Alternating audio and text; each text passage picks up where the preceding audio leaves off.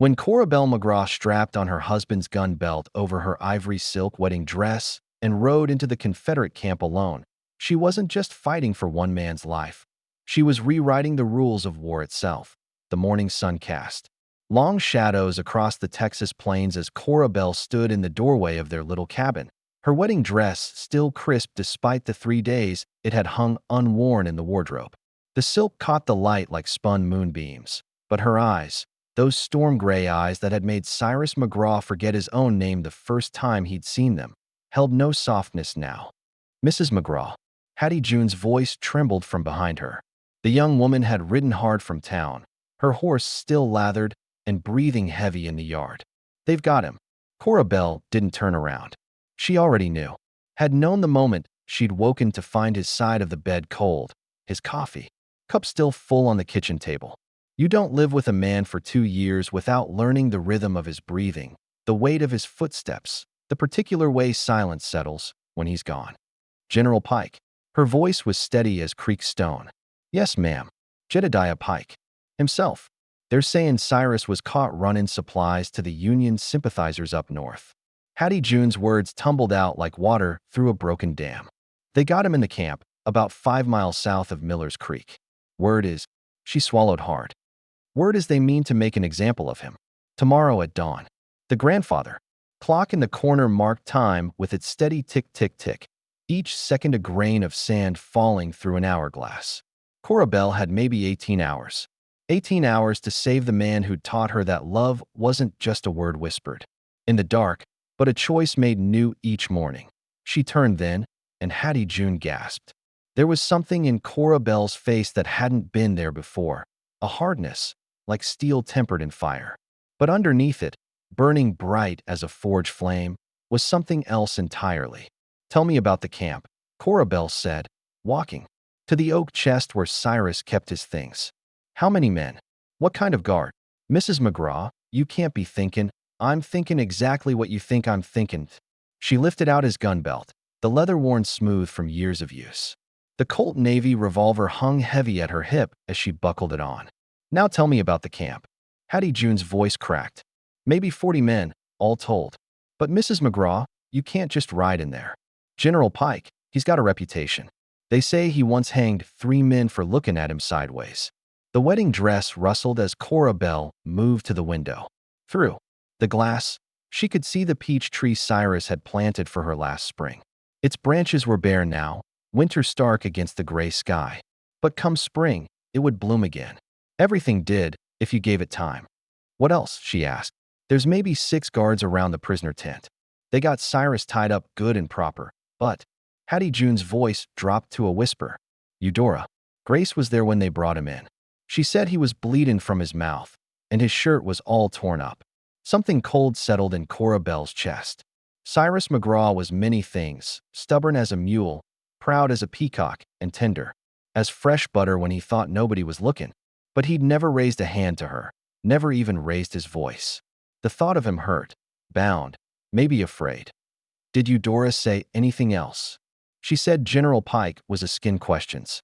"About you." Hattie June's hands twisted in her skirt. "About whether Cyrus had told you anything about the supply runs. About whether you knew where the money was hidden." "The money.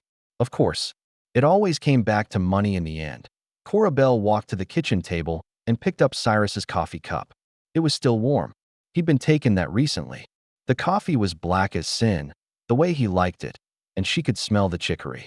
"Eli Turner had brought them from New Orleans last month. He never told me nothing about no money," she said, setting the cup down with a deliberate clink.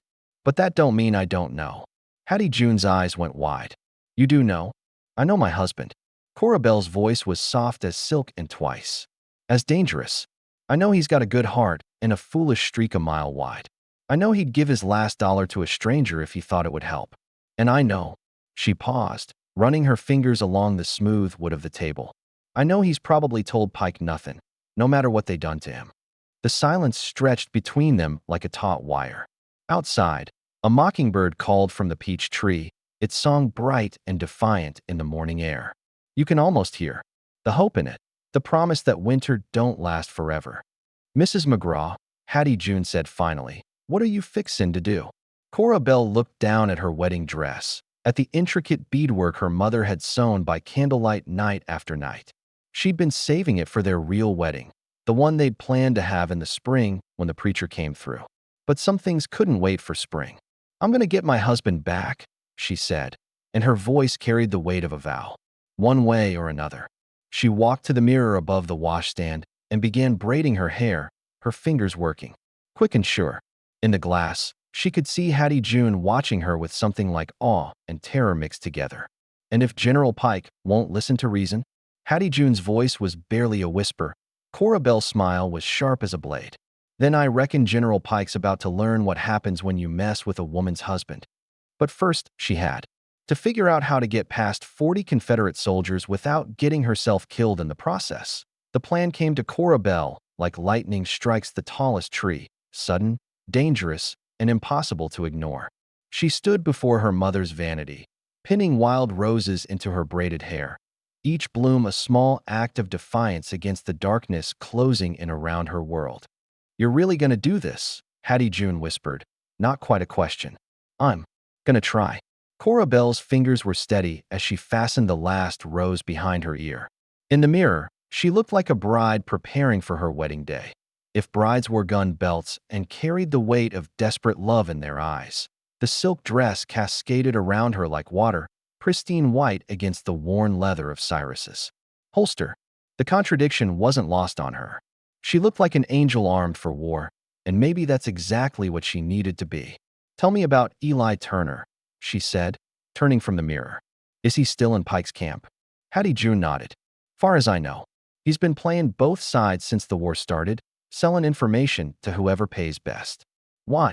"Because every devil needs a deal, and Eli's got the kind of information that devils prize." Cora Belle walked to the kitchen and began packing provisions into a small leather satchel. Hardtack, jerky, a flask of whiskey that Cyrus kept for special occasions. "What else did Eudora Grace tell you?" She said, "General Pike's been a skin. Questions about the Turner family. Seems he thinks old Eli knows more than he's letting on about the Union supply routes." Hattie June followed her, wringing her hands.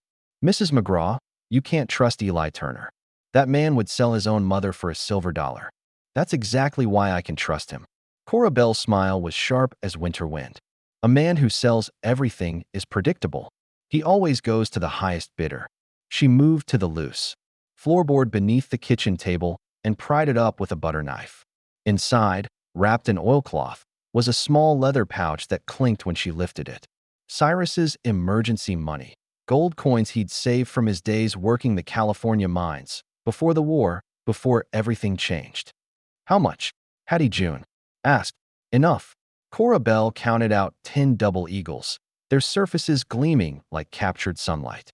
Enough to make Eli Turner forget his loyalty to whoever's paying him now. The weight of the gold in her hand felt like possibility. Like hope.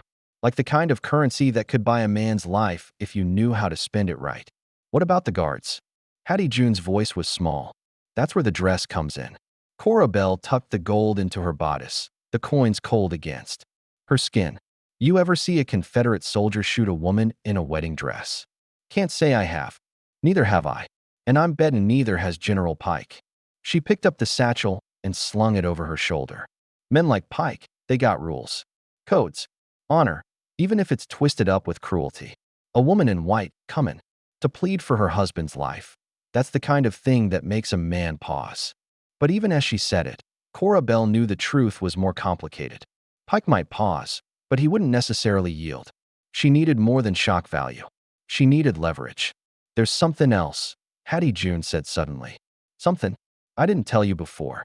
Cora Belle turned, her hand already on the door latch. "What?" "Eudora Grace." She heard Pike talking to his lieutenant. "About orders from Richmond. Seems there's been talk of moving the camp north, closing up operations here in Texas." Hattie June's voice dropped to a whisper. "Pike's been ordered to clean up loose ends before they go." The implications hit Cora Belle like a physical blow. Clean up loose ends. That meant Cyrus wasn't the only one in danger. Anyone who knew about the supply routes, the money, the network of Union sympathizers, they'd all be targets. "How long?" she asked. 3 days, maybe 4. They're waiting for supply wagons from Austin." 3 days. Not enough time to run, even if running were an option, which it wasn't. Cora Bell had put down roots in this harsh Texas soil, and she'd be damned if she'd let Pike burn them out. Is there anything else? She asked. Hattie June bit her lip. There's rumors about Pike himself, about why he's really here. Go on. They say he's got a personal stake in this, that he lost someone to Union sympathizers back in Virginia. A woman. Hattie June's eyes were wide. They say it's made him different, harder, like he's got a particular hatred for anyone who'd betray the cause. Cora Bell absorbed this information, like a sponge soaking up water. A man grieving, a man driven by loss. That could make him more dangerous, but it could also make him more human, more vulnerable to the right kind of appeal. What was her name? She asked. Nobody knows. Or if they do, they ain't saying. Cora Bell nodded and opened the door. The afternoon sun hit her face like a blessing, warm and golden despite the cold wind that had been blowing all morning. In the distance, she could see storm clouds gathering. On the horizon, dark and promising. Hattie June, she said without turning around. If I don't come back, don't talk like that. If I don't come back, you ride to Austin. Find Judge Morrison. Tell him what happened here. Tell him about the money, about the supply routes, about everything. Can you do that? Yes, ma'am. Hattie June's voice was thick with unshed tears. But you are coming back. You and Cyrus both. Cora Bell walked to the stable where her mare, Duchess, waited. The horse nickered softly as she approached, sensing the tension in the air. As she saddled the mare, Cora Bell found herself thinking. About the last time she'd seen Cyrus, he'd been standing in this same spot, checking Duchess's hooves for stones. The morning light had caught the silver in his hair, and he'd looked up at her with those kind blue eyes and said, I'll be back before supper, darling. Got some business to tend to. She'd kissed him then, tasting coffee and hope on his lips. If she'd known it might be the last time, would she have held on longer? Would she have begged him to stay? Mrs. McGraw. Hattie June's voice broke through her reverie. I'm ready. Cora Bell swung up into the saddle, her wedding dress spreading around her like wings. Remember what I told you about Judge Morrison? I'll remember. As she rode toward the horizon, Cora Bell could feel the weight of the gold against her chest, the weight of Cyrus's gun at her hip.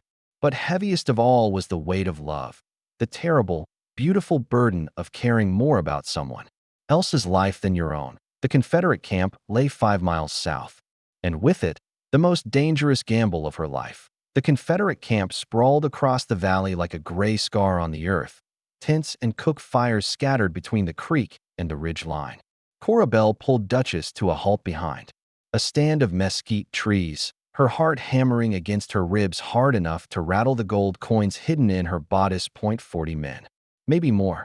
She could see them moving between the tents like ants, their gray uniforms dusty and worn. Smoke rose from a dozen fires, carrying the smell of salt pork and coffee on the wind. It looked so ordinary, so human. Hard to believe this was where her husband might die. But there, near the center of the camp, surrounded by a ring of guards, stood a single tent larger than the others.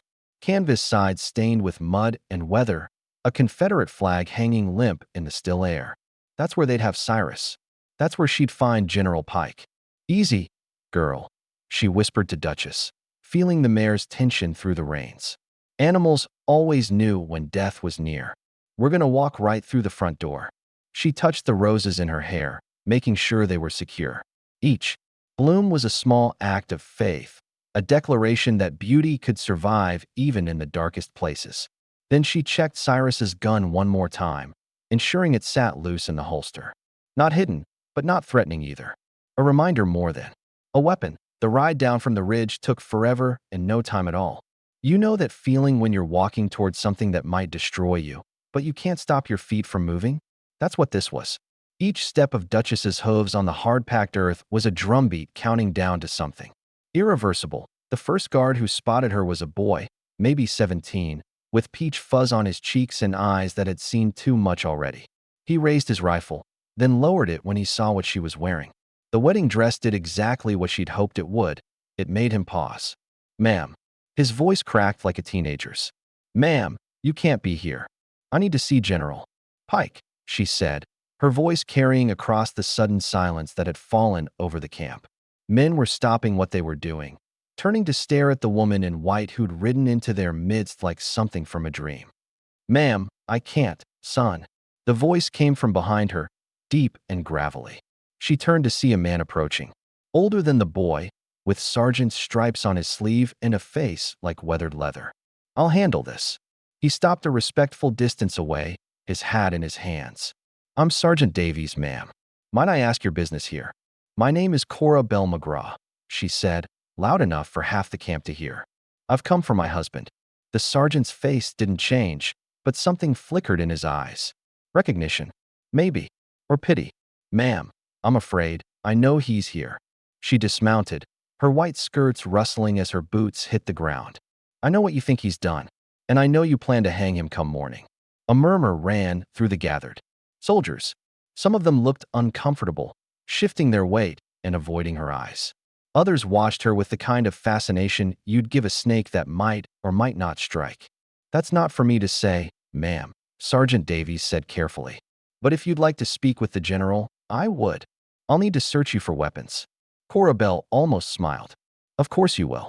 The search was perfunctory, respectful. Davies was too much of a gentleman to do more than pat down her sleeves and check her satchel. He found the gold, of course, but said nothing about it.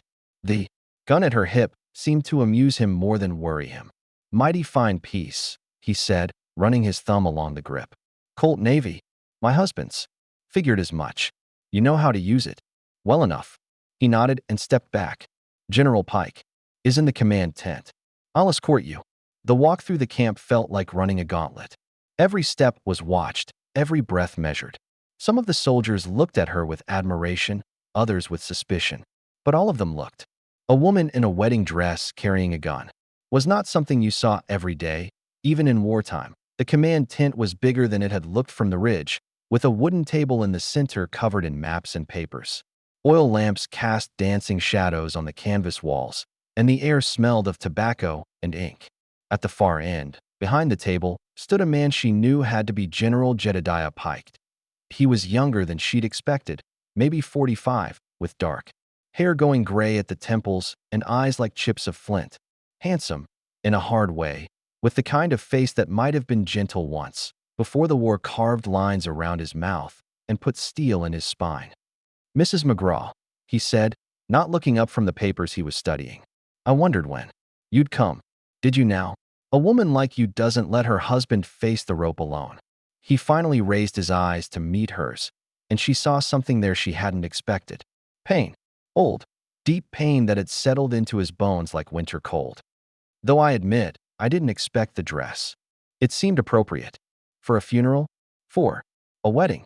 She moved closer to the table, close enough to see the wedding band on his left hand, worn thin, like it had been twisted and turned 1,000 times. "I hear you understand about weddings, General. About what it means to love someone." Something flickered across his face, surprise, maybe, or recognition. He set down his pen and really looked at her for the first time. "What do you know about what I understand?" "I know you lost someone. A woman. I know it's why you're here. Why you're so determined to root out Union sympathizers." She kept her voice gentle, like she was talking to a wounded animal. "I know you think hanging my husband will somehow balance the scales." Pike's hand moved to his wedding ring, twisting it once around his finger. "You know nothing about what I think. Then tell me." The silence stretched between them like a taut wire. Outside, she could hear the sounds of the camp. Men talking, horses nickering, the distant sound of someone playing a harmonica. Normal sounds, human sounds. But inside this tent, there was only the weight of grief and the space between heartbeats. "Her name was Virginia," Pike said finally, his voice so quiet she had to lean forward to hear it. "Virginia Rose. We were married 3 months before she was murdered by Union raiders who thought she was hiding Confederate gold." The admission hung in the air like smoke, and Cora Bell realized she was standing face to face with a man who might understand her desperation better than she'd ever hoped or feared. The name Virginia Rose hung in the air between them like a prayer or a curse, and Cora Bell watched General Pike's face crumble and rebuild itself in the space of a heartbeat. This was a man who'd learned to carry his grief like armor, but her words had found the crack in his defenses. "They came at night," he continued, his voice distant as winter wind. "Burn the house, killed the servants. They said she was hiding Confederate gold, but there was no gold. Just a woman who loved her husband and wanted the war to end. His fingers traced the edge of a map on the table. I found her body in the garden, still wearing her blue dress. The one I'd bought her for our anniversary. Cora Bell felt her heart break a little for this man who'd been her enemy just moments before. I'm sorry. Are you? Pike's eyes snapped back to hers, sharp as broken glass. Or are you just saying what you think I want to hear? I'm saying what any woman would say to a man who lost his wife. She moved closer, her white skirts whispering against the rough wooden floor. I'm saying what Virginia Rose would say if she were here. The sound of her name on Cora Bell's lips made Pike flinch. Don't. Don't what? Don't speak her name? Don't. Remind you that she was real. Cora Bell's voice was soft, but relentless. Don't tell you that she wouldn't want you to become the kind of man who hangs innocent people. Innocent. Pike's laugh was bitter as burnt coffee. Your husband was caught red-handed running supplies to Union forces. He's a traitor. He's a man who believes in doing what's right, even when it's dangerous. She pulled one of the gold coins from her bodice, holding it up so it caught the lamplight. You want to know about the gold? Here it is. Every last piece of it. She poured the coins onto the map, 10 double eagles scattering across the drawings of creeks and ridges. The sound was like rain on a tin roof, musical and final. That's all of it, she said. Every penny Cyrus ever made or saved or found. Not Confederate gold, not Union gold. Just a man's life savings, ready to be spent on what matters most. Pike stared at the coins, his face unreadable. You think you can buy his life? I think I can appeal to the man you used to be. The man who married Virginia Rose and bought her blue dresses and wanted the war to end. Cora Bell's voice grew stronger. I think I can remind you that mercy isn't weakness. It's the only thing that makes us human. Outside, thunder rumbled across the valley, and the first drops of rain began to patter against the canvas roof. The storm that had been building all day was finally arriving, and with it, the kind of darkness that made men do desperate things. Mrs. McGraw, Pike said carefully, even if I wanted to show your husband mercy, I have orders from Richmond. This camp is being closed down. Loose ends must be tied up. Then tie them up some other way. She leaned forward, her hands flat on the table. Send him away. Give him a day's head start and let him ride north. Tell Richmond he escaped. And if he talks, if he tells the Union forces about our supply routes, our contacts, then you'll have shown mercy to a man who didn't deserve it.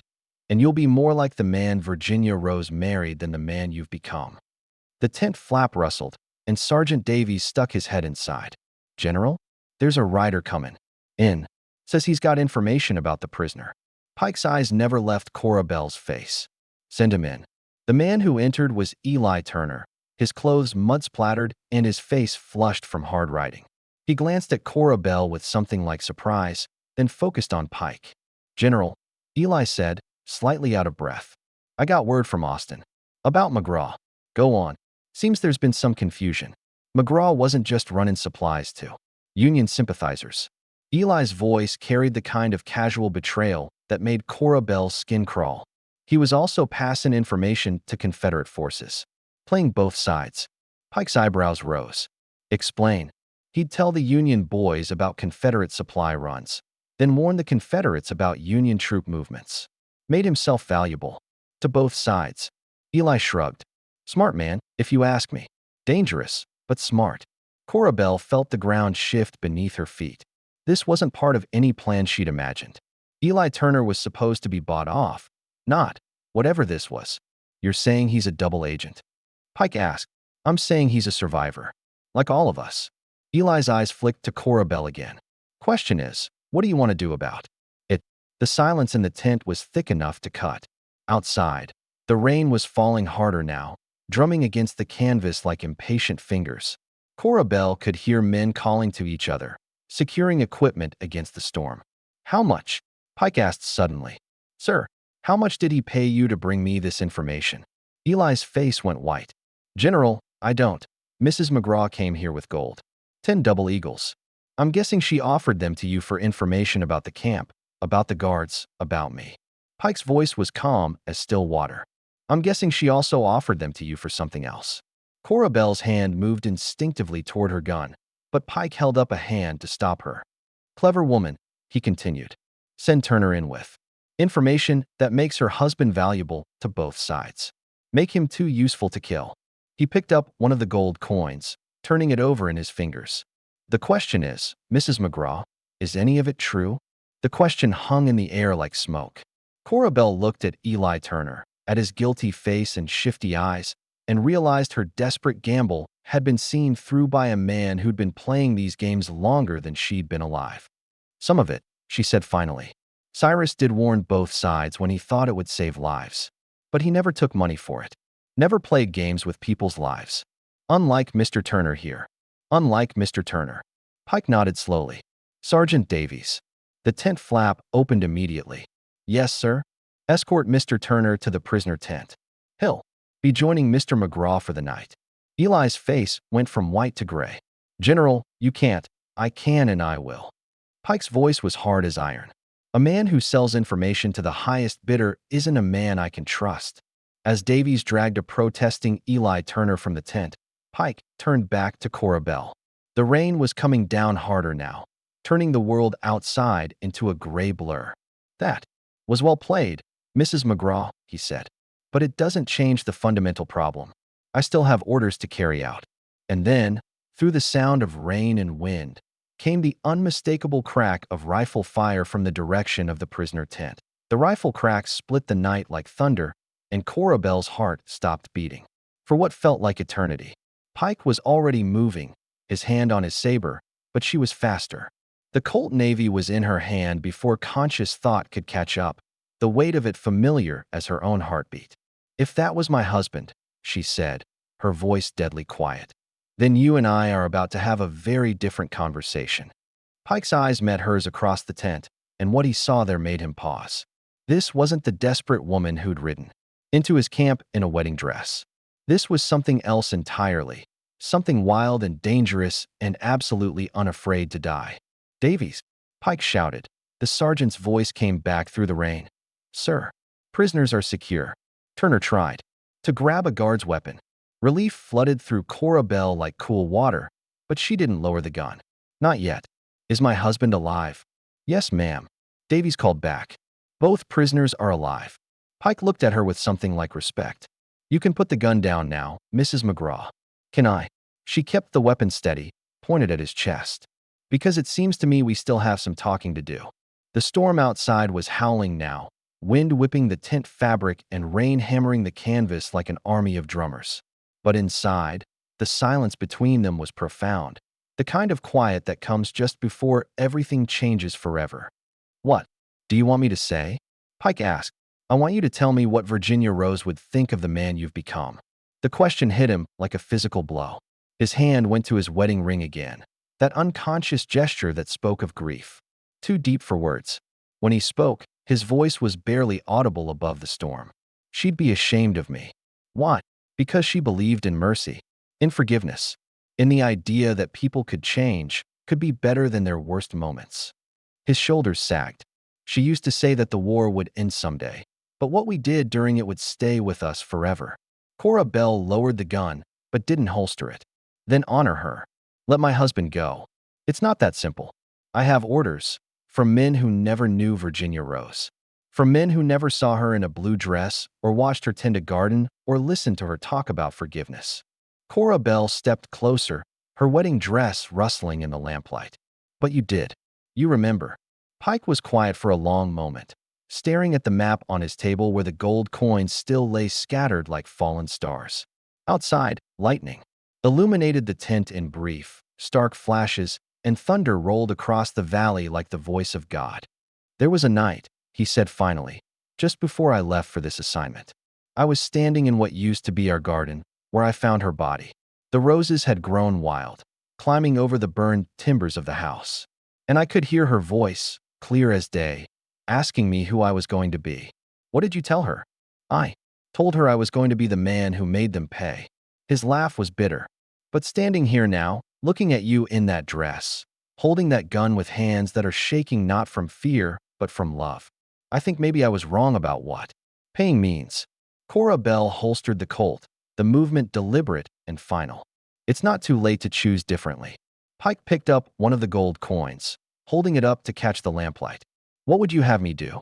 Let your husband go and face court-martial for disobeying orders. I'd have you be the man Virginia Rose married. The man who bought her blue dresses and wanted the war to end. She moved around the table until she was standing beside him, close enough to see the lines of grief carved around his eyes. I'd have you choose mercy over vengeance, even when it cost you everything. The tent flap burst open, and Sergeant Davies stumbled in, soaked to the skin. General, the creek's rising fast. We need to move the prisoners to higher ground or risk losing them to the flood. Pike looked at Cora Bell, then at the coins on the table, then back at Davies. When he spoke, his voice was steady as stone. Release the prisoners, Sergeant. Davies blinked, rain dripping from his hat brim. Sir, you heard me. Cut their bonds, give them horses, and send them north. Tell the men there was a prisoner exchange. Tell them whatever you need to tell them. And Turner. Pike considered this. Turner, too. A man's entitled to one chance at redemption, even if he doesn't deserve it. Davies nodded, though confusion was written all over his face. Yes, sir. What about the report to Richmond? I'll handle. Richmond. Pike swept the gold coins into his palm and offered them to Cora Bell. Your husband's life isn't for sale, Mrs. McGraw. It's a gift.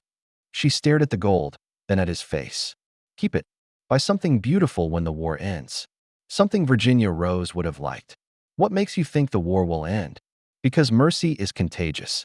Because every time someone chooses love over fear, forgiveness over vengeance, the darkness gets a little smaller. She smoothed down her wedding dress, suddenly aware of how she must look. Muddy, bedraggled, but still wearing white. Because men like you remember who they used to be. 10 minutes later, Cora Bell was riding through the storm with Cyrus beside her, his arm around her waist as they shared Duchess's saddle. Behind them, the Confederate camp was already breaking down, moving to higher ground as the creek swelled with rainwater. How? Cyrus asked, his voice hoarse from whatever Pike's men had done to him. I reminded a man about his wife, she said simply, and he just let me go. He chose to be the man she married instead of the man the war made him. She leaned back against his chest, feeling the solid warmth of him, the steady beat of his heart. Sometimes that's all it takes. As they rode north through the rain, Cora Bell thought about the roses in her hair, now wilted and torn by wind and weather. But roses were hardy things. Come spring, they'd bloom again.